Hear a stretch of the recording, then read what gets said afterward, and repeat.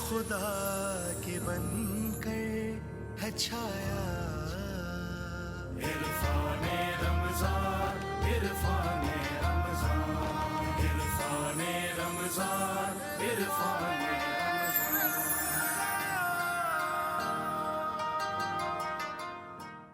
وجود زنز ہے تصویر کائنات میں رنگ، اسی کے ساتھ سے ہے زندگی کا سوز دروں. آج خواتین اس پروگرام کو لازمی دیکھیں. ہم عورت کا مقام، مرتبہ، شرفیت، اہلیت، قابلیت، ظرفیت اور پھر اس سے بڑھ کر آج کے زمانے میں کیا ضرورت ہے اور خاص طور سے کس طرح سے ہمیں پیش آنا چاہیے. کیا اسلام ان کے لیے کچھ ایسا رکھتا ہے حصہ کہ جس سے ان کو آج بھی ہم کہہ سکیں کہ ایکٹیو اور نومینیٹڈ اور پریزنٹیبل ہیں، یا پھر ایک دقیانوسی باتیں ساری موجود ہیں ہمارے پاس کہ اس زمانے میں جس طرح سے ہم کہتے ہیں کہ اسلام نے عورتوں کو مقام دیا، زندہ زمین میں گاڑ دی جاتی تھی، مگر کیا یہ اس زمانے کا ہی دین ہے؟ اور آج جب عورت کو وزیر اعظم بنایا جاتا ہے، پریزنٹ کیا جاتا ہے، کمرشلائز دنیا ہے، اشتہارات میں دکھایا جاتا ہے، تو کیا اسلام اس سے منع فرماتا ہے؟ تو اس کے پیچھے عورت کی عزت ہے، توقیر ہے، عظمت ہے، یا پھر اس کے علاوہ کوئی اور معاملہ ہے؟ میں اس لیے بھی اس پروگرام کو تھوڑا کیجول انداز میں کرنا چاہ رہا ہوں کہ کوئی جھجک نہ رہے، کوئی تردد نہ رہے اور سارے علم اور معلومات کی باتیں ہمیں مل جائیں. میں اس میں سوال پہلے پوچھتا ہوں مفتی شاہ حسین قدیسی صاحب سے. مفتی صاحب، آج کے دور میں ہم دیکھتے ہیں ہم پہ یورپ یہ الزام لگاتا ہے کہ اسلام عورت کے حقوق نہیں ادا کرتا، پردے میں رکھتا ہے، حجاب دیتا ہے. اس سے مراد وہ یہ لیتے ہیں کہ پسماندگی کی طرف لے کے جاتا ہے، تعلیم سے دور رکھتا ہے. بہت سارے لوگوں نے فتویٰ بھی دیا کہ عورت کا پڑھنا مخلوط ماحول میں تو ویسے ہی مناسب نہیں ہے، لیکن غیر ضروری انداز سے باہر نکلنا بھی مناسب نہیں ہے. کیا یہ عورت کی حقوق کی سلوبی نہیں ہے؟ بسم اللہ الرحمن الرحیم. سوال کا جواب عرض کرنے سے پہلے میں ایک وضاحت کرنا چاہتا ہوں. ابھی یہاں گفتگو ہو رہی تھی کہ حضرت عثمان ابن عفان رضی اللہ تعالیٰ عنہ جامع القرآن ہے. ایسا نہیں ہے. صحیح. حضور اکرم صلی اللہ علیہ وبارک وسلم قرآن حکیم خود لکھوا کے گئے تھے، اور اس کی جمع کرنے والے حضرت ابو بکر صدیق رضی اللہ تعالیٰ عنہ ہیں بین الدفتین. حضرت عثمان ابن عفان رضی اللہ تعالیٰ عنہ نے جو اختلاف قراءت کا مسئلہ تھا اس کو آپ نے دور کیا. لیکن بہرکیف اب یہ قرآن حکیم جو بین الدفتین ہے، اس میں حضرت ابو بکر صدیق رضی اللہ تعالیٰ عنہ کے دور میں ان کی سربراہی میں، اور پھر حضرت عثمان ابن عفان رضی اللہ تعالیٰ عنہ کی سربراہی میں تکمیل پائی ہے. صحیح. تو یہ اعزاز ان کا ہے. لیکن اصل جامع القرآن جو ہیں وہ حضرت ابو بکر صدیق رضی اللہ تعالیٰ عنہ ہیں. اب میں آتا ہوں آپ کے سوال کے جواب پر، کہ آپ نے سوال میں یہ بات کہی کہ مغرب یہ کہتا ہے. ہم مغرب سے پہلے، اس کے کہنے سننے سے پہلے ہم اپنے گریبان میں ذرا جھانک کے دیکھیں کہ ہمارا نظام کیا ہے. صحیح. تو ہمارا نظام جو ہے وہ اللہ کی کتاب ہے اور حضور اکرم صلی اللہ علیہ وبارک وسلم کی حدیث ہے. یہ پورا ایک سسٹم ہے، اور یہ دونوں وہ چیزیں ہیں جن کا وحی سے تعلق ہے. ایک کا براہ راست وحی سے تعلق ہے، اور دوسرا حضور اکرم صلی اللہ علیہ وبارک وسلم وما ینطق عن الہوی ان هو الا وحی یوحی کے مطابق ہے. تو یہ دونوں چیزیں عورت کے بارے میں ہم بڑی تفصیل سے بتاتی ہیں کہ عورت ماں بھی ہوتی ہے، عورت بہن بھی ہوتی ہے، عورت بیوی بھی ہوتی ہے، اور عورت بیٹی بھی ہوتی ہے. صحیح ہے. یہ چار بڑے قریبی رشتے ہر مرد کے عورت کے ساتھ ہوتے ہیں.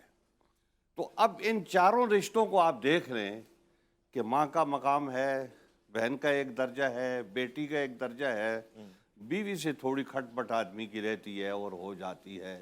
وہ طباع کا اختلاف ہوتا ہے، کچھ معاشرتی مسائل ہوتے ہیں ان میں اختلاف ہوتا ہے، لیکن اصولی طور پہ عورت کو اسلام نے بڑا درجہ دیا، اور جو حقوق عورت کے ہو سکتے تھے وہ اسلام نے اس کو دیے ہیں. اچھا. آپ نے درمیان میں یہ بات کی کہ عورتوں کو تعلیم دینے سے شاید اسلام منع کرتا ہے اور یورپ یہ الزام لگاتا ہے. تو میں آپ سے یہ عرض کرتا ہوں کہ حضور اکرم صلی اللہ علیہ وبارک وسلم کے دور میں لکھنے والی عورتیں موجود تھیں. اور ان میں حضرت عمر فاروق رضی اللہ تعالیٰ عنہ کی صاحبزادی حضرت حفصہ جو ام المومنین کا درجہ بھی رکھتی ہیں تو وہ بھی تھی. تو یہ لکھنے والی بھی تھی, پڑھنے والی بھی تھی, اور بہت ساری عورتیں تھیں. اچھا. تو حضور اکرم صلی اللہ علیہ وبارک وسلم کے دور میں یہ لکھتی تھی, پڑھتی تھی. کچھ چیزیں تھیں اس زمانے کے لحاظ سے ان کے احتیاط کے تقاضے ہوتے تھے. اچھا. تو وہ احتیاط کے تقاضے جو ہے وہ پورے کیے جاتے تھے. تو وہ چیزیں ہوتی تھیں جو اصول نہیں ہوتے تھے, بلکہ کسی چیز کی رکاوٹ کے لیے ایک چیز کھڑی کی جاتی ہے. صحیح ہے. تو یہ ہمارے اصول فقہ میں ایسے بہت سارے مسائل ہیں کہ ایک خرابی کہیں سے آ رہی ہے تو اس کو روکنے کے لیے آگے ایک دیوار کھڑی کر دی جاتی ہے. صحیح ہے.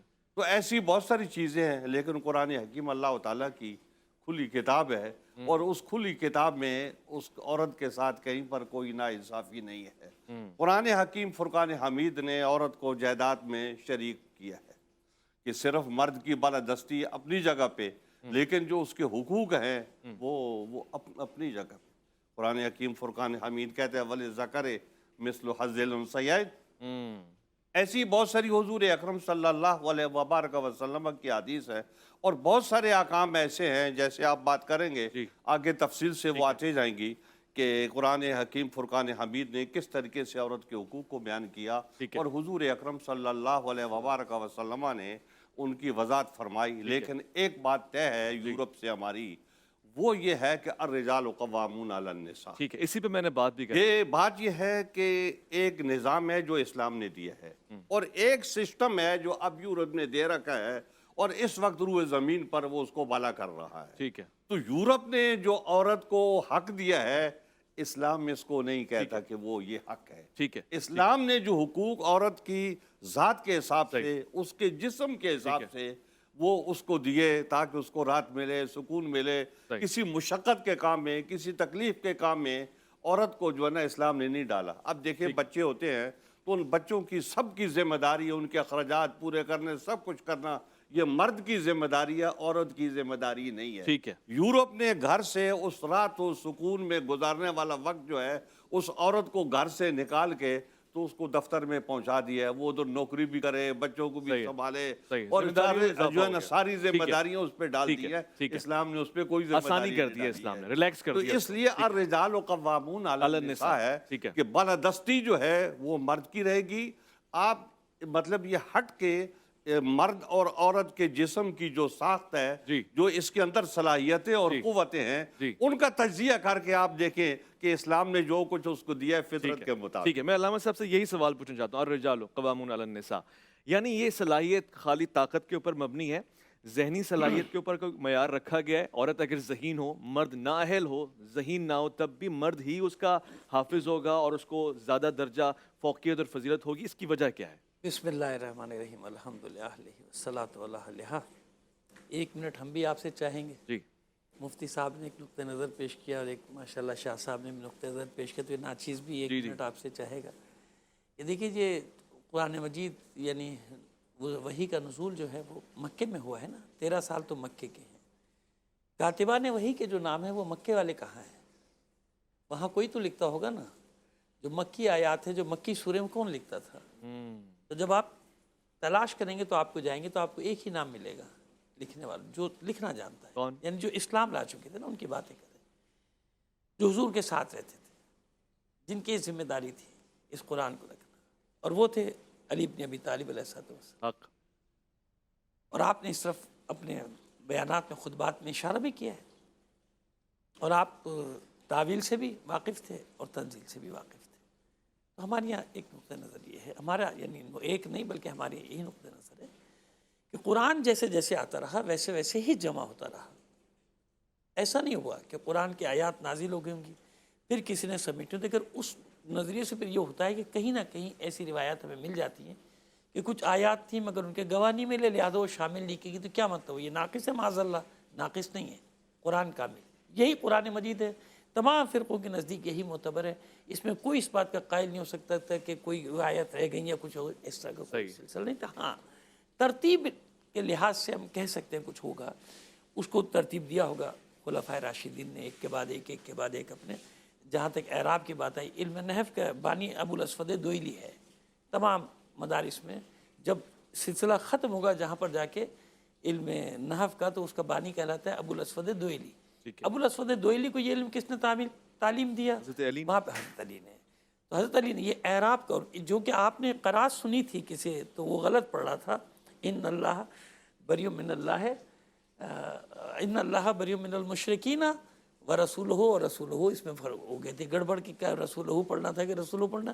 تو وہاں پہ پھر یہ علم نحو تعلیم دیا اس کو، پھر اس کے حساب سے آگے چلا. خیر یہ ایک پوائنٹ آف ویو ہے، اس سے اختلاف کر سکتے ہیں، کوئی حرج نہیں، کوئی لڑنے جھگڑنے کی بات نہیں ہے، یہ ایک پوائنٹ آف ویو ہے ہمارا.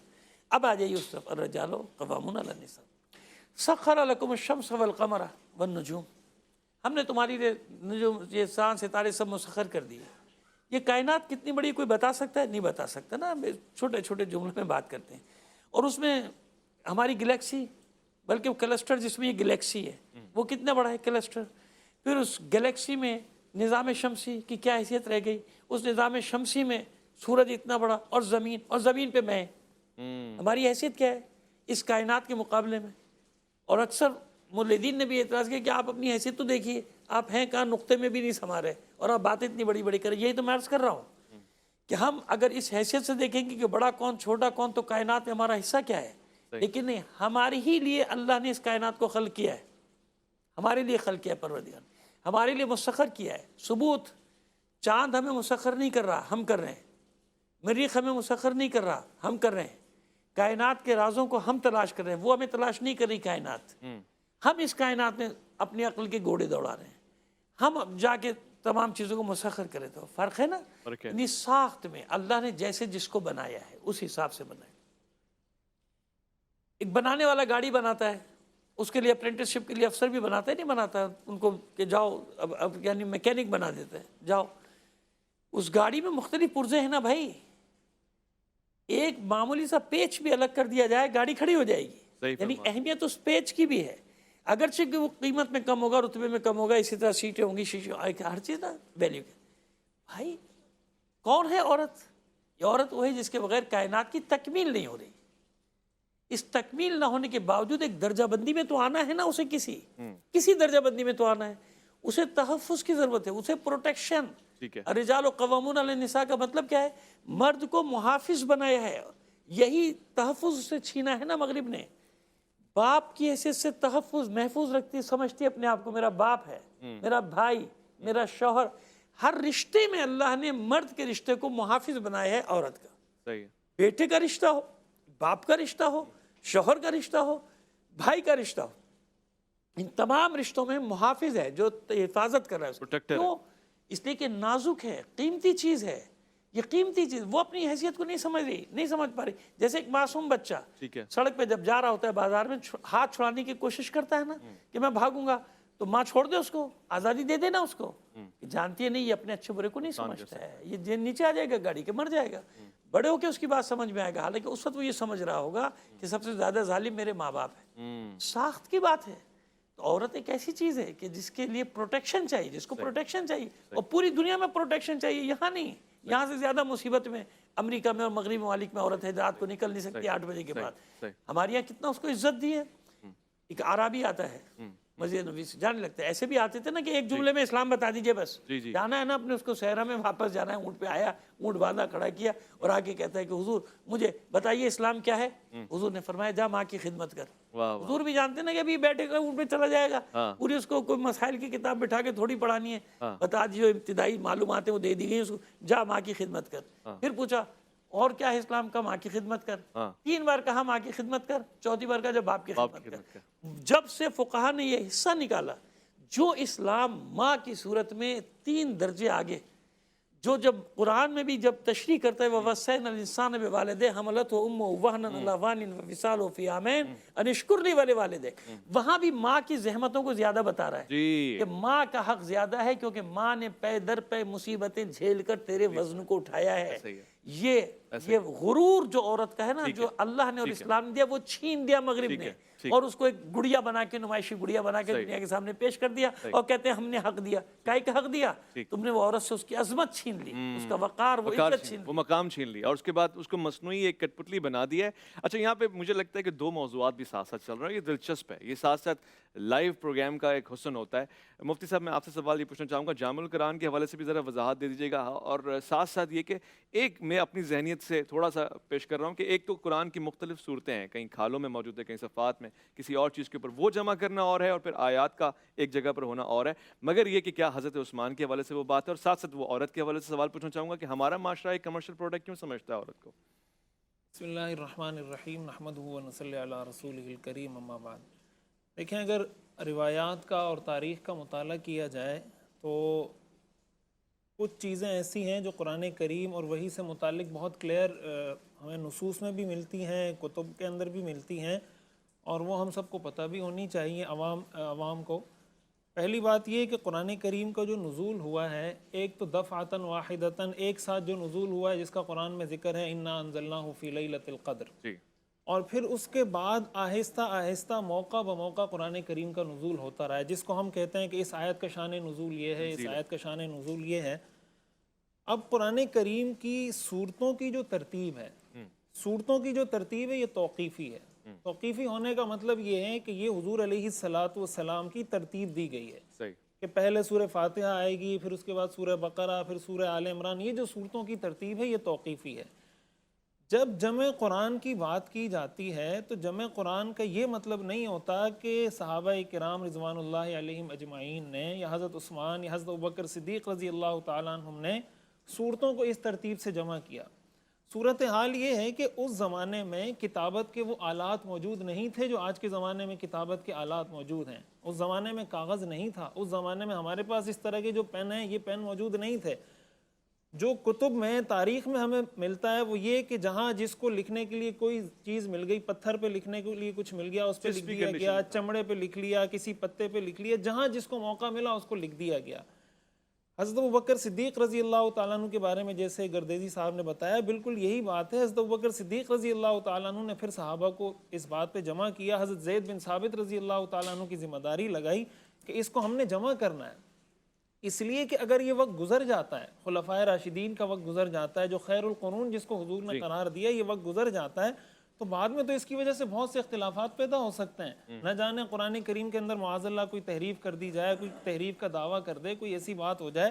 حضرت ابوبکر صدیق رضی اللہ تعالیٰ عنہ نے یہ کوشش کی. پھر جس طرح روایات کی بات آئی کہ حضرت عثمان رضی اللہ تعالیٰ عنہ کا جو مصحف عثمانی آج کہلاتا ہے، کہ ساری روایات کو اس انداز سے جمع کیا گیا قرآن کریم کے اس مصحف کے اندر کہ اس کا انداز کتابت اس طریقے سے ہو کہ وہ لکھا ہوا اس انداز سے ہو کہ ہر روایت پڑھی جا سکے. مثال کے طور پر مالک یوم الدین ہے. اب مالک یوم الدین کو لکھنے کا ایک طریقہ یہ ہے کہ میم کے بعد آپ الف لکھ دیں، مالک یوم الدین. ایک میم کو لکھنے کا طریقہ یہ ہے کہ میم کے اوپر آپ کھڑا زبر لگا دیں، تو اگر کھڑا زبر ہوگا تو مالک یوم الدین ہو جائے گا، کھڑا زبر نہیں ہوگا تو ملک یوم الدین ہو جائے گا. اب یہ دو قراتیں ہیں، لیکن دونوں قراتوں کو اس مصحف عثمانی میں جمع کر دیا گیا، اور اس کے لکھنے کا انداز اس طرح کا اختیار کیا گیا کہ دونوں طریقوں سے اس کو پڑھا جا سکے. یہ تو آراب ہوئے نا، اس کا جمع ہونے سے کیا تعلق؟ اس کا تعلق روایات کے ساتھ ہے. قرآن کریم حدیث میں آتا ہے نا، انزل القرآن علی 7 احرف، کہ قرآن کریم کو 7 حروف پر نازل کیا گیا. اس حدیث کی تشریح کیا ہے؟ 7 احرف سے روایات مراد ہیں یا کچھ اور، لیکن قرآن کریم جیسے احادیث میں بھی آتا ہے نا، حضور علیہ الصلاۃ والسلام کے پاس کچھ صحابہ آئے تو آپ علیہ الصلاۃ والسلام ان کے ساتھ ان کے لہجے میں بات کرنے لگے. جیسے ایک روایت میں آتا ہے ان من برم صیام فی سفر، وہ لام کو میم سے تبدیل کر دیتے تھے، تو آپ نے فرمایا ان من البر الصیام فی السفر، لیکن آپ نے ان کو ان کے لہجے میں بتایا ان من برم صیام فی سفر. مقصد یہ تھا کہ ان کے لہجے میں ان کو بات بتا دی جائے. تو قرآن کریم میں ظاہر ہے کہ عربی زبان میں نازل ہوا ہے، تو ان ساری چیزوں کا قرآن کریم کے اندر لحاظ رکھا گیا. اس سینس میں باقی کتابت وحی کی جہاں تک بات ہے تو کتابت وحی کے اندر ہمیں بہت سارے ایسے صحابہ اکرام رضوان اللہ علیہم اجمعین کا ذکر ملتا ہے جنہوں نے کتابت وحی کے اندر حصہ لیا ہے وہ کاتبین وحی کہلاتے ہیں. اس سے بالکل انکار نہیں کیا جا سکتا. ان کا اپنا ایک بہت اعلیٰ مقام اور بہت فضیلت ان کو حاصل ہے. ٹھیک ہے، بہت خوب. دوسرے سوال کا جواب میں لے لوں گا. ایک مختصر سے وقفے کے بعد جب لوٹ کر آؤں گا تو مزید صورتحال واضح بھی ہوگی اور ہم ایک نتیجے پہ پہنچیں گے کہ عورت کا مقام کیا ہے. دراصل یہ سلوک عورت کے ساتھ جو آج کے مسلمان بھی اگر کر رہا ہے، کیا یہ نازیبہ سلوک ہے؟ کیا وراثت کے معاملوں میں عورت کو کسی بھی طور سے فیصلے کے اندر، امور کے اندر داخل نہیں کیا جا سکتا یا اس کا حق بھی کم کیا جا سکتا ہے؟ لوٹ کر آئیں گے عرفان رمضان میں، آپ کا انتظار ہے. رحمت خدا کی بن کر ہے چھایا. عرفان رمضان، عرفان رمضان، عرفان رمضان، عرفان رمضان.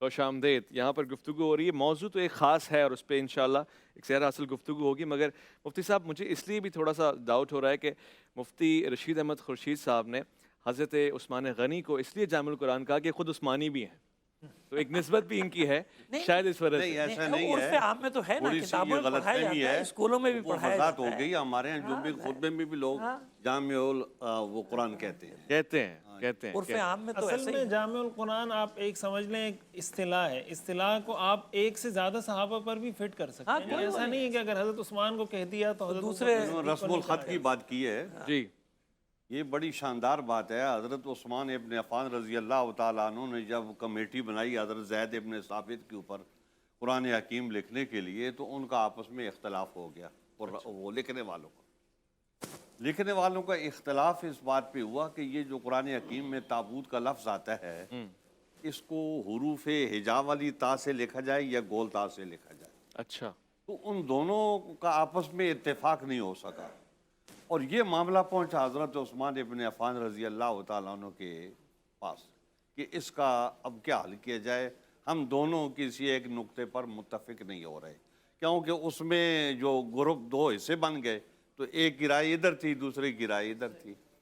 حضرت عثمان ابن عفان رضی اللہ تعالیٰ عنہ نے فرمایا کہ قرآن حکیم لغت قریش پر نازل ہوا ہے، تو قریش چونکہ تابوت کو حروف ہجا والی تا سے لکھتے ہیں تو اس کے مطابق اس کو لکھا جائے. تو پھر آج جو قرآن حکیم میں موجود ہے وہ اس رسم الخط قریش کے رسم الخط سے تابوت موجود ہے. صحیح ہے. اور پھر قرآن حکیم فرقان حمید میں بعض بڑی عجیب و غریب چیزیں ہیں، صحیح. وہ رسم الخط کے حوالے سے ہیں، ان پہ غور نہیں کیا جاتا. جی. اب جیسے صلاۃ، زکوٰۃ، مشکات، یہ وہ لفظ ہیں جو ایک طرز پہ لکھے جاتے ہیں ٹھیک ہے. کہ ان کے درمیان میں واو آتی ہے اور اس کے اوپر جو ہے نا وہ کھڑی زبر لگا دیتے ہیں، کاف کے اوپر مشکات ہو جاتا ہے، لکھا ہوا واو ہوتا ہے، اوپر مشکات ہے. زکوٰۃ ہے اس میں بھی یہی ہے، کاف کے اوپر. صلاۃ میں بھی یہی ہے، واو ہوتی ہے. صحیح ہے. تو یہ قرآن حکیم کا آپ رسم الخط یہی ہے. 5 6 7 جگہ پہ صلاۃ کا رسم الخط جو ہے وہاں پر یہ بھی ہے کہ لام الف لا، ہاں فاد لام الف لا اور آگے تا جو ہے یہ رسم الخط جو ہے نا. اور ایسے ہی لفظ شجرتن جو ہے یہ قرآن حکیم میں کئی جگہ لکھا ہوا ہے. تو عمومی طور پہ یہ تا کے ساتھ لکھا گیا حروف ہجا والی تا سے، لیکن بعض مقامات اس کے ایسے ہیں کہ وہاں اس کو گول تا کے ساتھ لکھا گیا ہے. اسی طریقے سے رحمت کا لفظ ہے، جی. تو یہ رحمت کا لفظ جو ہے یہ بھی حروف ہجا والی تا سے لکھا جاتا ہے اچھا. اور گول تا سے بھی لکھا جاتا ہے. تو عموماً جو ہے وہ گول تا کے ساتھ جو ہے نا وہ لکھا گیا ہے، لیکن بعض مقامات ایسے ہیں کہ جہاں پر اس کو حروف ہجا والی تا کے ساتھ لکھا گیا ہے. ماشاءاللہ آپ تو علم کا سمندر ہے. عورت کی تا کا کیا ہوگا وہ کنارے لگ گیا ہے. اس پہ ذرا ہم گفتگو کریں. مضمون تو رہ گیا آپ کا، موضوع تو رہ گیا. اس پہ ہم آ جاتے ہیں آپ کی اجازت سے. آپ کی اجازت سے اگر ایک موقع مجھے دیں، میں نعت چاہتا ہوں کہ سن لوں یہاں پہ تاکہ ہم واپسی اپنے موضوع کی طرف آئیں. وسیم عباسی صاحب آج کون سا کلام سنا رہے ہیں ہمیں؟ تو شاہ خوباں. اللہ اکبر، کیا خوبصورت انداز ہے اس کا. جی بسم اللہ. تو شاہ خوباں تو جان جانا، تو شاہ خوباں تو جان جانا، ہے چہرہ ام الکتاب تیرا.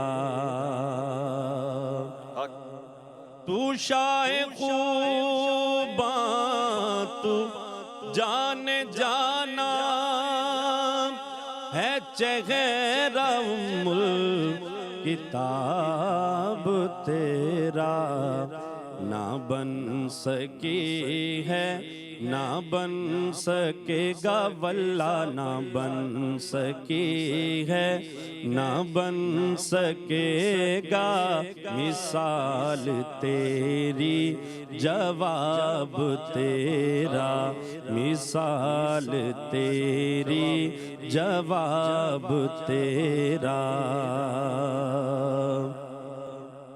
مل لیندی نہ یوسف نو خود آپ تے وک جاندی مل لیندی نہ یوسف نو خود آپ تے وک جاندی اکھیاں دی سک لیندی ٹھنڈ سین چ پہ جاندی تک لیندی زلیخاں جے تک لیندی زلیخاں جے تصویر محمد دی کہندی نہ بن سکی ہے نہ بن سکے گا آقا نہ بن سکی ہے نہ بن سکے گا مثال تیری جواب تیرا خدا کی غیرت نے ڈال رکھے گے تجھ پہ 70,000 پردے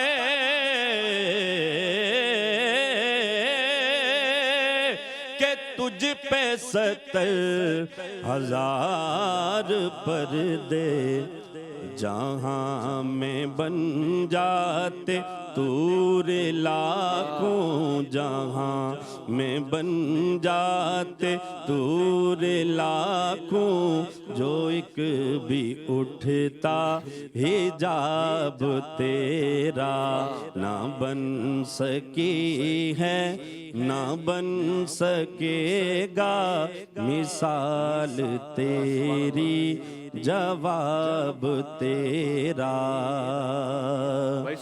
جنت بھی انہی کی ہے کوثر بھی انہی کی ہے جنت بھی انہی کی ہے کوثر بھی انہی کی ہے سچ پوچھو تو اللہ کی رحمت بھی انہی کی ہے اے دونوں جگہ یارو اے دونوں جگہ یارو جاگیر محمد دی کہندی نہ بن سکی ہے نہ بن سکے گا مثال تیری جواب تیرا سبحان اللہ سبحان اللہ سبحان اللہ. میں بتانا چاہتا ہوں کہ عورت کو ہم نے آج موضوع بنایا ہے تو حقوق نسواں پہ بھی بات کریں گے مگر خاص میری کوشش یہ رہے گی آرزو یہ رہے گی تمنا یہ رہے گی اور اس کو میں انشاءاللہ پورا کروں گا ایک مختصر سے وقفے کے بعد کہ ام المومنین ام الحسنین کریمین جناب حضرت خدیجہ رضی اللہ تعالیٰ عنہا کے حوالے سے سوال پوچھوں کہ آپ نے جو کردار نبھایا وفا کے ساتھ ساتھ معاشرے اور معاشیات کو دیکھتے ہوئے وہ کیسے ہے اور آج کے زمانے میں اس کو امپلیمنٹ کیا جا سکتا ہے. لوٹ کر آئیں گے عرفان رمضان میں آپ کا انتظار ہے. کے بن کر ہے چھایا عرفان رمضان عرفان رمضان عرفان رمضان عرفان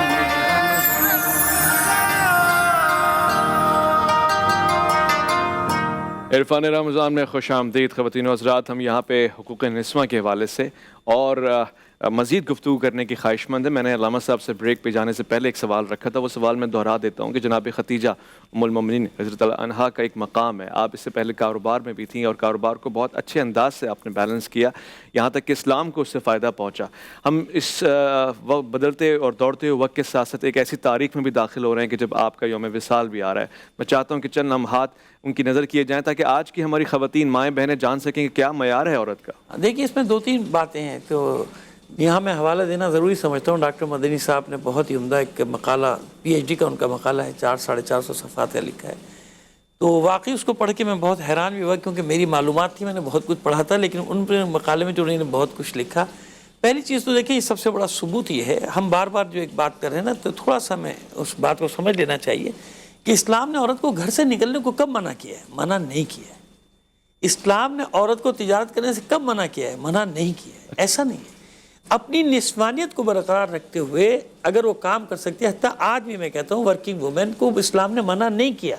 اگر اپنا گھر چلانے کے لیے، اپنے شوہر کا ہاتھ بٹانے کے لیے، بچوں کو پالنے کے لیے اس کو نوکری کرنی پڑتی ہے، تو کہاں منع کیا ہے؟ اس کو منع نہیں ہے۔ جہاز اڑانے سے منع نہیں کیا، بینک میں کام کرنے سے منع نہیں کیا، دفاتر میں کام کرنے سے منع نہیں کیا، نوکری کرنے سے منع نہیں کیا، تجارت کرنے سے منع نہیں کیا۔ سب سے بڑی مثال ہمارے پاس کیا ہے؟ ملکۃ العرب، یہ لقب، یہ القابات لکھے ہیں ڈاکٹر مدنی نے، ان کے طاہرہ، سیدہ خدیجہ بنت خویلد ابن اسد، وہ جن سے قبیلہ بنی اسد چلا، اور پھر عزہ سے جا کے جناب عزہ، اور عزہ کے بعد قصے سے جا کے پھر حضور سے آپ کا شجرہ مل جاتا ہے۔ جناب خدیجہ کبریٰ سلام اللہ علیہ کی وہ ذات ہے، مجھے یہ بتائی کہ 13 سال تک کون پالتا رہا مسلمانوں کو؟ اللہ شاہ ابی طالب کے 3 ساڑھے 3 سال، 2.5-3 سال، اس عرصے میں کیا ہوا؟ کتنی دولت تھی؟ اتنی دولت تھی، میں صرف یہ اشارہ کرنا چاہ رہا ہوں کہ دینے والا ہاتھ اور ہوتا ہے، لینے والا ہاتھ اور ہوتا ہے۔ اتنی دولت تھی کہ جب وہ مسجد نبی کی تعمیر ہو رہی تھی تو آپ نے اپنے پاس سے 10,000 درہم یا دینار جو تھے وہ حضور نے اس میں شامل کیے تھے۔ جو 10,000 درہم دینار کہاں سے آئے تھے؟ یہ حبشہ جو جاتے تھے، ایک قافلہ نہیں گیا تھا، 3 بار ہجرت ہوئی ہے وہاں، مسلسل لوگ جاتے تھے، نکل جاتے تھے۔ چلے کس کے پیسے سے جاتے تھے؟ کون اس کو چلا رہا تھا؟ کون قافلوں کو دیتا تھا؟ کون غریب مسلمانوں کو بیچاروں کو کون دیتا تھا؟ یہ مال خدیجہ کی اتنی اہمیت ہے کہ ایک جگہ قرآن مجید میں الم یجدک یتیما فآویٰ ووجدک ضالًا فہدیٰ ووجدک عائلاً فأغنیٰ، کیا مطلب ہے؟ ہم نے آپ کو تنگ دست پایا، یہی ترجمہ ہے اس کا، تو ہم نے آپ کو غنی کیا۔ اللہ، یہ کس کا مال ہے؟ کون سا مال ہے جس کو پروردگار عالم فرما رہا ہے کہ یہ مال دے کر ہم نے آپ کو بے نیاز کر دیا، غنی کر دیا؟ آپ تنگ دست تھے نا مکے میں، سب یہی کہتے ہیں تنگ دست تھے، لکھتے بھی یہی ہیں۔ تو جناب خدیجہ کبریٰ سلام اللہ علیہ کی وہ ذات گرامی ہے کہ جس نے قیامت تک کی خواتین کو ایک تو غرور دیا۔ غرور سے مراد میرا وہ غرور نہیں ہے جو باطل معنی میں آتا ہے، مان کے لیے، چلیے آج کل لوگ لفظ پکڑ لیتے ہیں، ہم نے لفظ کو بدل دیا، مان، وہ دھوکے کے معنی میں بھی، ہاں وہ دھوکے کے معنی میں آتا ہے۔ مان دیا، خواتین کو مان دیا کہ کس نے منع کیا؟ آپ میں اگر صلاحیت ہے تو کیوں نہیں کر سکیں گے؟ بالکل کریں تجارت، کس نے روکا آپ کو تجارت؟ 40,000 نہیں، میں 40,000 سمجھتا تھا، جب میں نے ڈاکٹر مدنی صاحب کا مقالہ پڑھا تو وہ اس میں لکھتے ہیں کہ 80,000 اونٹوں پر اللہ آپ کے وہ جو لاہور اور اس کے مضافات میں فقہ جعفریہ کے مطابق اذان مغرب کا وقت ہوا چاہتا ہے۔ کہا تھی جہاں 80,000 اونٹ رکھے جاتے ہیں، میں نے ان سے سوال کی، میں نے بتائی کہ پاکستان میں جہاز کتنے ہیں؟ 150, 200, 300 تو ہوں گے سب ملا کے، تو کہاں کھڑے ہوتے ہیں؟ اتنا بڑا تو کوئی ایئرپورٹ ہی نہیں۔ میں نے کہا عقل کی بات کرو، ٹرانسپورٹر جو ہوتے ہیں ان کے یہ 400, 600, 2,000 ٹرالر ہوتے ہیں، کیا وہ ایک جگہ کھڑے ہیں؟ وہ پورے پاکستان میں گردش کر رہے ہیں، یمن، شام، انطاکیہ، افریقہ، سب جگہ آپ کے تجارتی قافلے آتے جاتے تھے۔ نیٹ ورک ہوتا ہے، کاروان نیٹ ورک ہوتا ہے۔ میں نے کہا آپ کیا سمجھے کوئی اسٹور تک گودام تک جہاں کھڑی رکھیں؟ تو اتنی دولت تھی آپ۔ پھر ایک نمونہ عمل بن کے پھر جناب فاطمہ الزہرا سلام اللہ علیہ جیسی بیٹی، یعنی ماں کا کردار وہاں پہ، بیوی کا کردار وہاں، بیٹی ایسی تھی کہ جس بیٹی کو اللہ کا رسول فرماتا ہے کہ فاطمہ تو ام ابیہا، یہ اپنے بابا کی والدہ ہے نا۔ کریکٹر ہمیں نظر آتے نا، ایک کے بعد ایک، ایک کے بعد ایک خواتین کے۔ اور پھر لوگ یہ جب باتیں کرتے ہیں، میں کہتا ہوں خدا کے بندو، یہ وہ ہے، تم اپنی ماں کے قدموں میں جنت تلاش کرو، باقی ان کو چھوڑو۔